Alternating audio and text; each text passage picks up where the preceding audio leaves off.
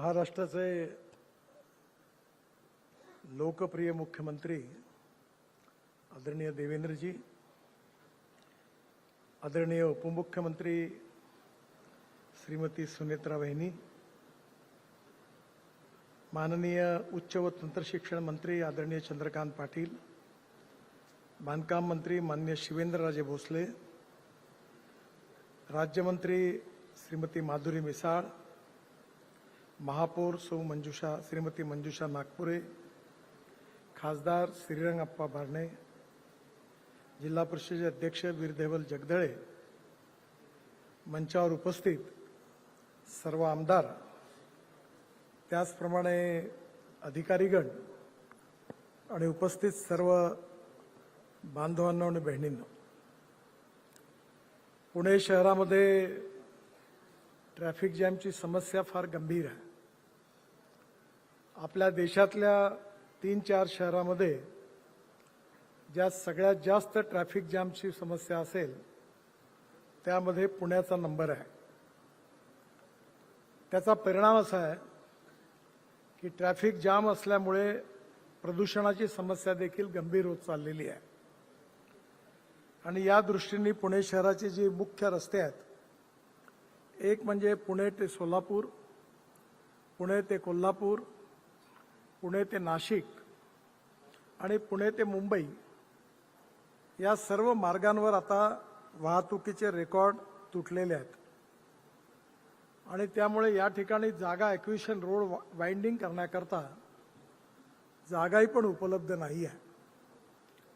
मला आठवतं ज्यावेळी मी महाराष्ट्राचा बांधकाम मंत्री होतो त्यावेळी मुंबई पुणे एक्सप्रेस हायवे ज्यावेळी बांधला गेला त्यावेळी वेस्टर्ली बायपास तयार झाला आणि त्यावेळी त्या रस्त्याने 4-5 ठिकाणी पुणे शहरात जोडणारे रस्ते देखील आम्ही MSRDCच्या माध्यमातून त्याचं काम करून घेतलं होतं.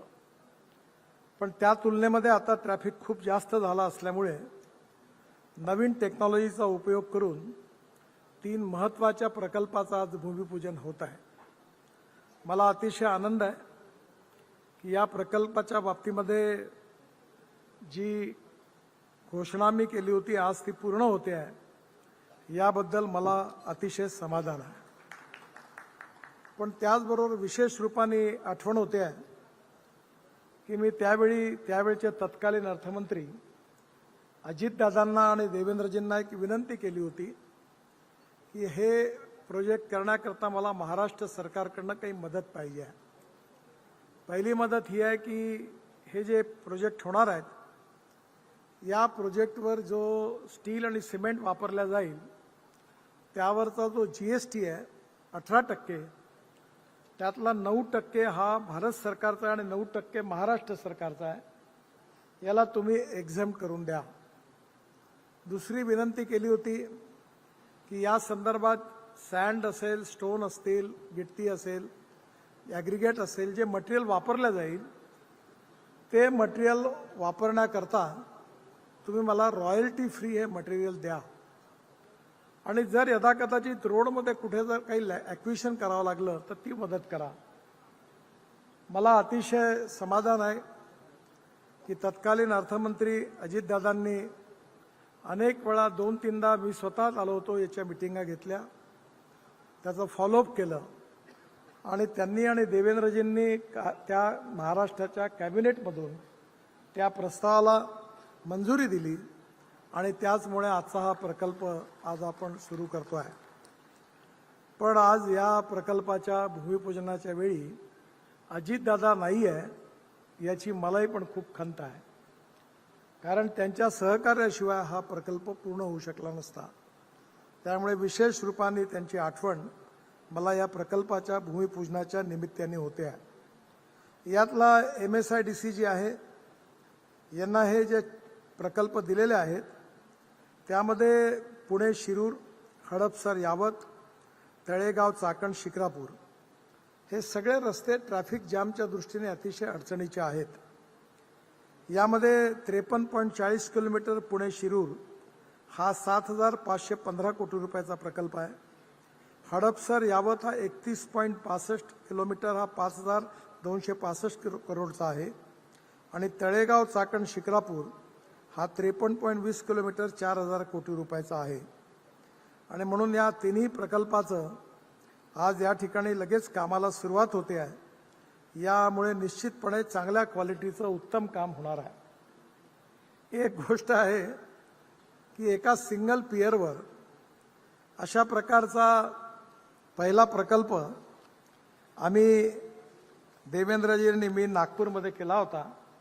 तो आशियातला पहिला प्रकल्प होता. पण आता आमचा जो रेकॉर्ड होता तो पुणे तोडून पुढे जाणार आहे, ही पण आनंदाची गोष्ट आहे. चांगल्या गोष्टी करता रेकॉर्ड तुटणार असेल तर काही वाईट नाही आहे.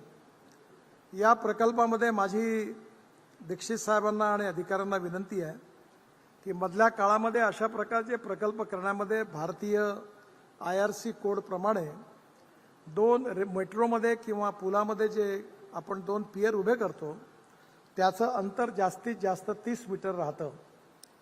पण मधल्या काळामध्ये आपण या संदर्भात मलेशियानी एक टेक्नॉलॉजी डेव्हलप केली, ultra high performance fibre reinforcement concrete, याला UHPFRC म्हणतात. आणि ही आपण स्वीकारली आणि त्यामुळे आता 2 पियरमधलं अंतर हे 120 मीटर होऊ शकतं. म्हणजे त्यातून 3 पियर कमी झाले तर खर्चही कमी होणार आहे. आणि म्हणून या टेक्नॉलॉजीचा उपयोग आपण आता नागपूरलाही केला आहे. एक मोठा पूल आता बांधून तयार आहे, त्याच्यात 40 ठिकाणी आपण ही टेक्नॉलॉजी वापरली आहे. आणि यामध्ये वरचा जो बीम आहे तो स्टीलच्या ऐवजी स्टील फायबरमध्ये कास्टिंग होतं आणि त्यामुळे त्याची क्वालिटी पण उत्तम आहे. अजून एक विनंती मी करणार आहे की या ठिकाणी एक्सपान्शन जॉईंट्स जे आहेत त्याची अनेक ठिकाणी क्वालिटीच्या बाबतीत तक्रारी आहे. आणि दुसरं, या पुलाच्या खाली बेरिंग्ज असतात ते रबराचे असतात. आत्ताच आम्ही एक 36 किलोमीटरचा एलिव्हेटेड रोड दिल्ली डेहराडूनच्या याच्यावर दिल्लीतून बांधला, त्याच्यात क्रॅक्स गेल्या. आणि म्हणून आम्ही जेवढे हे रबराचे बेरिंग करणाऱ्या कंपन्या आहेत त्या सगळ्यांना मी ब्लॅकलिस्टेड केलेला आहे. त्यामुळे माझी विनंती आहे की आता मी एक टेक्निकल कमिटी बसवली आहे, पण वेळ पडली तर बरेच कॉन्ट्रॅक्टर आता मलेशियातून इटलीतून, का तिथल्या रबराची क्वालिटी वेगळी आहे आणि त्यामुळे बेरिंग्स खूप महत्त्वाचे आहे. दुसरं, एक्सपान्शन जॉईंट्समध्येही पण सगळ्या भारतातल्या कंपन्या आता ब्लॅकलिस्टेड केल्या आहेत. त्याचीही पण तुम्ही चांगले बसवा, जेणेकरून मी आपल्याला आठवण करून देईन की मी महाराष्ट्रात मंत्री असताना JJ हॉस्पिटल टू विटी स्टेशन हा एक फ्लायओव्हर बांधला. आज 28 वर्ष झाले. त्या फ्लायओव्हरमध्ये पोटातलं पाणी देखील जात असताना हलत नाही, एवढं चांगलं काम झालेलं आहे. श्रीनिवासन नावाचे कन्सल्टंट होते आणि गॅमन इंडियाने तो बांधला आहे. तेव्हा रोडच्या याच्याबद्दल, कारण हे खरं म्हणजे स्टेट ऑफ आर्ट प्रोजेक्ट्स आहेत. एका पिलरवर एक रोड खाली, त्याच्यावर ब्रिज, त्याच्यावर मेट्रो, त्यामुळे हे एकाच पियरवर होणार आहे. त्यामुळे हे आपल्यामध्ये एक नवीन टेक्नॉलॉजी आहे. आणि याबद्दलचं डिझाईन तयार करत असताना मी दीक्षित साहेबांना विनंती केली होती की L&Tमध्ये व्यंकटरमण नावाचे एक टेक्निकल एक्सपर्ट आहेत, त्यांच्याकडनं डिझाईन वेट करून घ्या. आणि त्यांच्याकडनं त्यांनी डिझाईन वेट करून घेतलेला आहे. त्यामुळे पुण्यात उत्तम क्वालिटीचे हे प्रकल्प पूर्ण होतील असा मला विश्वास आहे. या संदर्भामध्ये विशेषतः अजून एक महत्त्वाचा प्रकल्प म्हणजे शिरूर ते छत्रपती संभाजीनगर हा 15,000 कोटी रुपयाचा आहे. आणि हाही पण याचा DPR प्रगतीत आहे. हाही प्रकल्प आपण महाराष्ट्र स्टेट इन्फ्रास्ट्रक्चर डेव्हलपमेंट कॉर्पोरेशनला दिला आहे. आणि यामध्ये पुण्यापासून छत्रपती संभाजीनगरचं डिस्टन्स केवळ 2 तासात पूर्ण होणार आहे. त्यामुळे शिरूरपासून जर आपण पलीकडे 2 तासात संभाजीनगरला पोहोचलो तर तिथून नागपूर 2.5 ते 3.5 तासात, म्हणजे 4.5 पावणे 3 तासात नागपूरला जर गेलो तर कदाचित विमानाने जाण्याची गरज पडणार नाही. एक 15 दिवसापूर्वी मी आणि उत्तर प्रदेशचे मुख्यमंत्री योगीजी आणि राजनाथ सिंगांनी कानपूर ते लखनौ आम्ही एक्सप्रेस हायवे बांधला. आणि मला कल्पना होती की इतकं कमी होणार नाही, पण आम्ही जेव्हा उद्घाटन केलं आणि लखनौत येऊन पोहोचलो तर आम्ही 22 मिनिटात कानपूरवरून लखनौला आलो. त्यामुळे मला विश्वास आहे की हा पुणे ते छत्रपती संभाजीनगर देखील प्रकल्प मोठा आहे आणि दीक्षित साहेब त्यात काही अडचणी आहेत. आता मुख्यमंत्र्यांशी पण मी बोललो, आपण बसून त्याच्यावर मार्ग काढूया आणि हाही प्रकल्प दादांच्या वेळी त्यांच्या ह्याच्यात त्यांनी पूर्ण आपल्याला त्याच्यातही ते कन्सेशन दिलेले आहेत. ज्या प्रकल्पाचा उल्लेख आता आदरणीय उपमुख्यमंत्री सुमित्राताईंनी केलेला आहे तो म्हणजे नाशिक फाटा ते खेड हा 30 किलोमीटर आहे. 8,000 कोटी रुपयाचा प्रकल्प मंजूर आहे. तुम्ही म्हणाल तर टेंडरही काढून तयार आहे. उद्या वर्क ऑर्डर आम्ही देऊ शकतो आणि भूमिपूजनही करू शकतो. अडचण एकच आहे की तुम्हाला माहिती आहे, आता तुम्ही सरकारात आल्यामुळे कोणीतरी under secretary joint secretary file फिरत असताना काही ना काही कोंबडे मारतो. त्याच्या फायनान्सवाल्यांनी कॅबिनेट जायच्या वेळी एक कोंबडा मारून ठेवला आहे केंद्राच्या कॅबिनेटमध्ये आणि त्यांनी लिहिलं आहे की 100% लँड ॲक्विजिशन झाल्याशिवाय अपॉइंटमेंट डेट देता येणार नाही. आणि हे लँड ॲक्विजिशनचं काम महाराष्ट्र सरकारकडे आहे. देवेंद्रजींनी त्याकरता परवा मीटिंग पण घेतलेली आहे आणि आत्ताच मला कलेक्टर पुणे यांनी सांगितलं आहे की त्यांनी जवळपास पूर्ण काम करत आणलेलं आहे आणि म्हणून 91 कोटीचं फक्त लँड ॲक्विजिशनचं ते आहे. त्यांनी जर केलं तर तुम्ही म्हणाल त्या दिवशी 8 दिवसात 10 दिवसात मी पुन्हा एकदा पुण्याला येईल आणि आपण या कामाचा शुभारंभ करूया. हाही पण प्रकल्प 8,000 कोटी रुपयाचा आहे. त्याचबरोबर वेस्टर्ली बायपासमध्ये पुणे सातारा रोड काही मला माहिती नाही, पण काही रोड मला असे शापासारखे मिळालेले आहेत. मुंबई गोवा पुणे सातारा.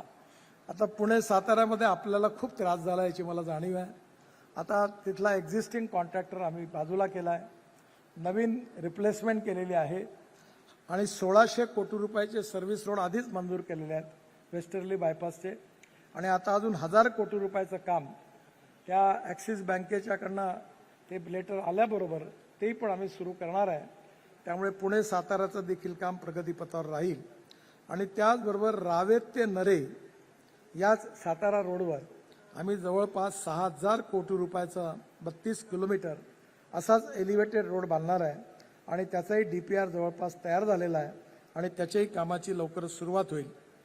पुण्यापासून सातारापर्यंत जात असताना खंबाटकी घाटामध्ये मी बांधकाम मंत्री असताना एकदा महाबळेश्वरला मिटिंगला जात असताना कॅबिनेटच्या मी अडकलो होतो. त्यावेळी किर्लोस्कर कन्सल्टंट त्याचे कन्सल्टंट होते आणि देशपांडे नावाचे आमचे चीफ इंजिनियर होते. तेव्हा मी बराच वेळा टँकर उलटा पडल्यामुळे 8-10 तास त्या रस्त्यावर अडकलो. तर मी लगेच महाबळेश्वरला गेल्यावर सकाळी मिटिंग बोलवली. टिकेकर किंवा टोकेकर काहीतरी किर्लोस्कर कन्सल्टंटचे होते आणि त्यांना मी बोलवून विचारलं की काय अडचण आहे. ते म्हणे प्रोजेक्ट व्हायबल नाही आहे. तर मी त्यांना म्हटलं की तुम्ही एक काम करा, येण्याकरता एक आणि खालून टनेल असं करा म्हणजे प्रोजेक्ट परवडेल. तसा त्यावेळी तो प्रोजेक्ट पूर्ण झाला आणि त्यानंतर एक टनेल आणि वरतून जाण्याचा मार्ग होता. पण नंतर मी राष्ट्रीय महामार्गाचा मंत्री झाल्यानंतर तिथे नवीन खंबाटकी घाटात टनेल बांधायला घेतली. पुन्हा तो कॉन्ट्रॅक्टर NCLTत गेला. मग दुसऱ्या कॉन्ट्रॅक्टरकडनं काम झालं. परवा मी पालखी मार्गाचं इन्स्पेक्शन करत असताना त्या टनेलमधून आलो. एक टनेल पूर्ण झालेली आहे आणि आता दुसरी टनेल जवळपास पूर्ण होत आलेली आहे. पुढच्या 1.5-2 महिन्यात आपण खंबाटकी घाटाच्या या टनेलचंही पण उद्घाटन करू. पुणे साताऱ्यामध्ये मला वाटतं कराडचा ब्रिज मी सुरू करायची अनुमती दिली होती, तो सुरू झालेला आहे. झाला राजेसाहेब. आता सातारापर्यंत ठीक आहे, पण साताऱ्यानंतर पुन्हा कॉन्ट्रॅक्टरने गडबड केली आणि आता पुन्हा त्या कॉन्ट्रॅक्टरला इंटेन्शन ऑफ टर्मिनेशन दिला आहे. मी दिल्लीत गेल्यावर त्याला काढून टाकू कामावर, त्याचा कॉन्ट्रॅक्ट रद्द करून टाकू आणि आता नवीन टेंडर तयार करायला सांगितलं आहे. त्यामुळे हा रस्ता थोडा फसलेला आहे, पण लवकरच दुरुस्त होऊन याचंही काम सुरू होईल याचा विश्वास मी आपल्या सगळ्यांना देतो. पुणे ते शिरूर जो आहे हा महत्त्वाचा अतिशय सुंदर रस्ता आहे आणि याचं डिझाईन बाबतीत काळजी घेतलेलीच आहे. दुसरा सगळ्यात महत्त्वाचा म्हणजे मला आनंदाची गोष्ट आहे की पुणे ते मुंबई हा पहिला एक्सप्रेस हायवे देशातला हा बांधण्याची मला संधी मिळाली आणि तो हायवे आता 26 वर्ष झाले, त्याच्यावर अजूनही गड्डे पडत नाहीत. आणि देवेंद्रजींच्या नेतृत्वाखाली त्यावेळी फॉरेस्ट डिपार्टमेंटनी आम्हाला परवानगी दिली नाही, त्यामुळे मिसिंग लेंथचं काम काही आम्हाला करता आलं नाही.